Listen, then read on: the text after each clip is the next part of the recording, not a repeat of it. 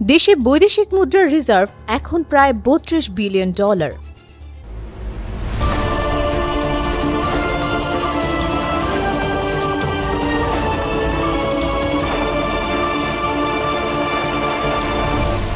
Channel CB.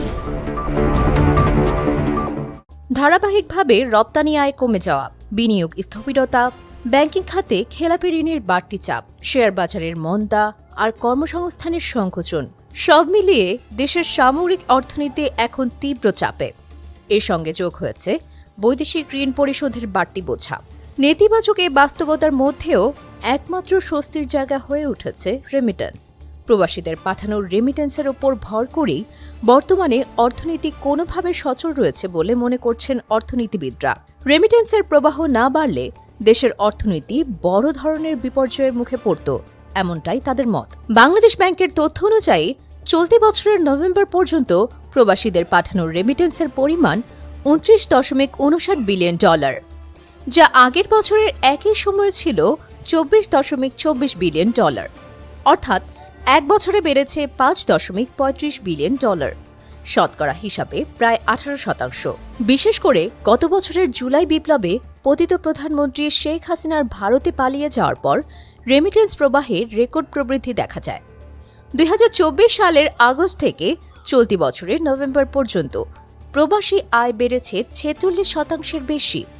এ সময়ে মোট remittance এসেছে $41.45 বিলিয়ন। বিশ্বব্যাংকের ঢাকা অফিসের সাবেক প্রধান অর্থনীতিবিদ ড. জাহিদ হোসেন বলেন, রেমিটেন্সের ওপর ভর করেই বৈদেশিক লেনদেনে ভারসাম্য বজায় আছে। এটি না থাকলে বর্তমান স্বস্তিদায়ক অবস্থান সম্ভব হতো না। ডলারের বিনিময় হার স্থিতিশীল রয়েছে এবং ধীরে ধীরে রিজার্ভও বাড়ছে। বিশ্লেষকদের মতে ব্যাংকিং চ্যানেল ও কার্ব মার্কেটের ডলারের দামের ব্যবধান কমে আসা, কঠোর নজরদারি এবং হুন্ডি দমন এসব কারণেই ব্যাংকিং চ্যানেলের রেমিটেন্স বাড়ছে। বাংলাদেশ ব্যাংকের তথ্য অনুযায়ী আগের সরকারের শেষ সময়ে দেশের রিজার্ভ ছিল $22 বিলিয়ন, যা এখন বেড়ে দাঁড়িয়েছে প্রায় $32 বিলিয়ন।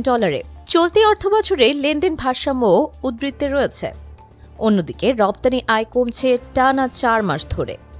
গত নভেম্বরে রপ্তানি কমে দাঁড়িয়েছে $3.89 বিলিয়ন। প্রধান রপ্তানি খাত তৈরি পোশাকেও প্রবৃদ্ধি কমেছে 5%। বিনিয়োগ প্রবৃদ্ধিও নেমেছে 25 বছরের সর্বনিম্নে। এই বাস্তবতায় অর্থনীতির জন্য রেমিটেন্স এখন শুধু সহায়ক নয়, বরং লাইফলাইন।